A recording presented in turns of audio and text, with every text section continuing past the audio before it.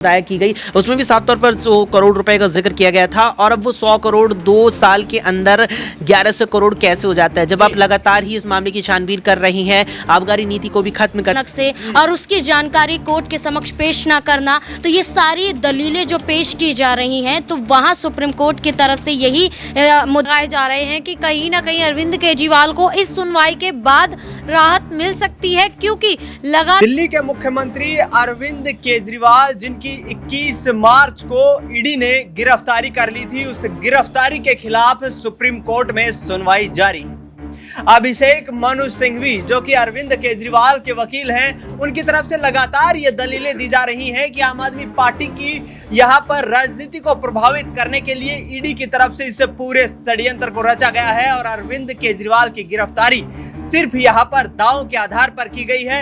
ED को पिछले 6 महीने से कोई भी सबूत नहीं मिले हैं। इसके साथ साथ सॉलिसिटर जनरल ईडी की तरफ से जो वकील पेश है कोर्ट में अपनी दलीलें पेश कर रहे हैं, उनकी तरफ से कहा जा रहा है कि अरविंद केजरीवाल को लेकर के लगातार उनको नोटिस भेजे गए, लेकिन 6 महीने तक अरविंद केजरीवाल ने उन नोटिसों को दरकिनार किया, लिहाजा उनको गिरफ्तार करने की नौबत आई। और ऐसे में अब क्या अरविंद केजरीवाल को सुप्रीम कोर्ट से राहत मिल पाएगी?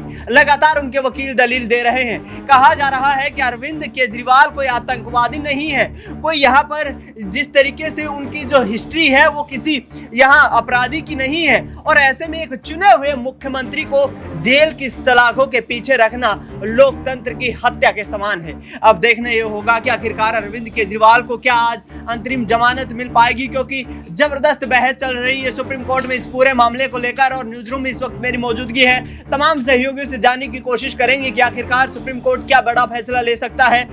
अक्षय मेरे साथ मौजूद हैं। अक्षय, जिस तरीके से लगातार वकीलों की यहाँ पर बहस चल रही है, अरविंद केजरीवाल कहीं ना कहीं जो संग्राम का माहौल बनाए हुए हैं, क्या जमानत मिल सकती है अभिषेक मनु सिंघवी की दलीलों के आधार पर? देखिए, जो अभिषेक मनु सिंघवी ने दलीलें दी हैं और उसके बाद उन दलीलों को सुनकर केवल अभिषेक मनु सिंघवी नहीं बल्कि ईडी की तरफ से पेश हो रहे सॉलिसिटर जनरल की दलीलें भी, यानी कि दोनों पक्षों के यहाँ जो द्वारा रखे गए तर्क हैं, उन्हें सुनने के बाद सुप्रीम कोर्ट ने जो कुछ यहाँ स्टेटमेंट दिए हैं वो कहीं ना किस बात को इशारा कर रहे हैं कि अरविंद केजरीवाल को जमानत दी जा सकती है। यहाँ पर कोर्ट का साफ तौर पर कहना है कि ईडी अभी तक कोई पुख्ता सबूत बीते 40 से 50 दिनों में मुख्यमंत्री के खिलाफ पेश नहीं कर पाई है। और चुनाव 5 साल में आते हैं, कोई 6 महीने की खेती नहीं है कि 6 महीने में फिर से आ जाएगी, 5 साल में आते हैं। ऐसे में एक चुने हुए मुख्यमंत्री को कहीं ना कहीं ये इजाजत मिलनी चाहिए कि वो अपनी पार्टी के लिए चुनावों में प्रचार करते नजर आए। लेकिन एक और बात कहने के कोर्ट ने कही है कि हम दोनों पक्षों को सुनेंगे, उसके बाद अपना फैसला सुरक्षित रखेंगे, फिर जाकर के जो हमारा अपना फैसला होगा वो सुनाएंगे। यानी कुल मिलाकर के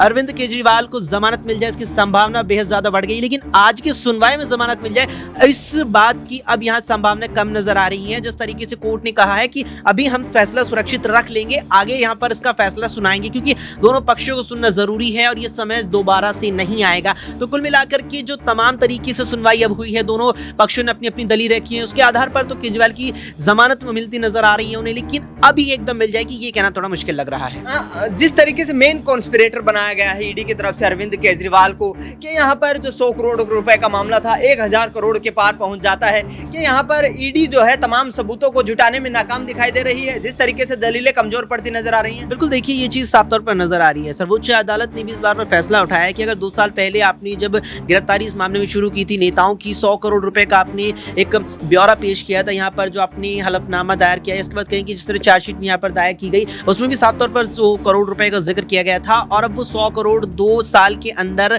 1100 करोड़ कैसे हो जाता है, जब आप लगातार ही इस मामले की छानबीन कर रही हैं, आबकारी नीति को भी खत्म कर दिया गया है दिल्ली सरकार के द्वारा, तो आखिर कैसे यहाँ पर हो जाता है? तो कुल मिलाकर के ईडी कोई पुख्ता सबूत अब तक इतने ज्यादा पेश नहीं कर पाई। आप गौर करेंगे संजय सिंह के मामले में भी इस तरीके से हमें देखने को मिला था, और फिर संजय सिंह की 2 अप्रैल को जमानत भी हो जाती है, यहाँ पर 2 अप्रैल को जमानत उन्हें मिल जाती है। तो कुल मिलाकर के अभी तक कोई बड़े पुख्ता सबूत पेश नहीं हो पाए हैं, जिसके चलते केजरीवाल लगातार जेल में बंद रह सके और ईडी का पक्ष मजबूत रह सके। बिल्कुल, यहाँ पर ईडी का पक्ष मजबूत रह सके और केजरीवाल को जमानत मिल सके, इस पर एक बड़ा सस्पेंस बन गया है। फिलहाल सुप्रीम कोर्ट ने कहा है कि अरविंद केजरीवाल एक चुने हुए मुख्यमंत्री हैं और ऐसे जेल की सलाखों के पीछे उन्हें लंबे वक्त तक बंद नहीं रखा जा सकता।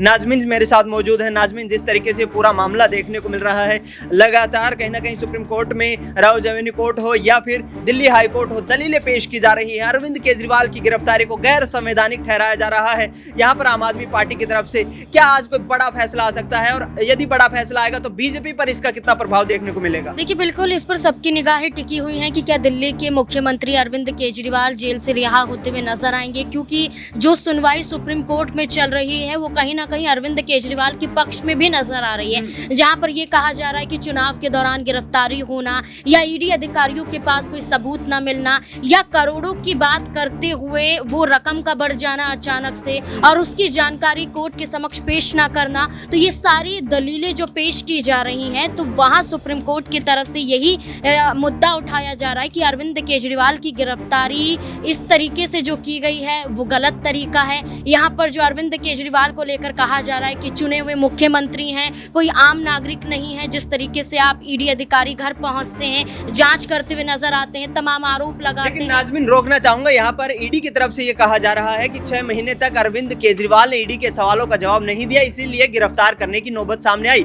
तो क्या अरविंद केजरीवाल इस मामले में कहीं ना कहीं कथित रूप से शामिल होने की तो उनकी आशंकाएं जताई जा रही हैं? ऐसे तो संजय सिंह पर भी आरोप लगाया गया था कि ईडी की कार्यवाही में सहयोग देते हुए नजर नहीं आ रहे हैं, ईडी कस्टडी में रहते हुए ईडी अधिकारियों के खिलाफ बोल रहे हैं। संजय सिंह को भी जमानत मिल जाती है तब विरोध करते हुए नजर नहीं आते हैं। लेकिन अरविंद केजरीवाल को लेकर सुप्रीम कोर्ट में जो दलीलें पेश की जा रही हैं, सुप्रीम कोर्ट की तरफ से जो कहीं ना कहीं रियायत मिल सकती है अरविंद केजरीवाल को, वहां फिर ईडी अधिकारी ये कह रहे हैं कि बढ़ावा मिल जाएगा और नेताओं को वो ये दावा करते हुए नजर आ रहे हैं कि अरविंद केजरीवाल जेल से रिहा होते हुए नजर आए तो आप झारखंड के मुख्यमंत्री, पूर्व मुख्यमंत्री को देख लीजिए, हेमंत सोरेन, वो मांग करते हुए नजर आ सकते हैं। यहाँ पर मनीष सिसोदिया मांग कर सकते हैं। यानी कि उनका ये कहना है कि अरविंद केजरीवाल रिहा हुए तो तमाम और नेता जो जेल में बंद हैं वो कहीं ना कहीं अपनी रिहाई को लेकर बड़ा दावा ठोक सकते हैं। इसलिए ईडी अधिकारी कहीं ना कहीं कोशिश कर रहे हैं कि अरविंद केजरीवाल को राहत मिल ना पाए। लेकिन बात सबूतों की होती है, किस आधार पर कहा जा रहा है। सरकारी गवाह आप बना लेते हैं, सरकारी गवाह वही होते हैं जो शराब घोटाले में पहले आरोपी नजर आते हैं,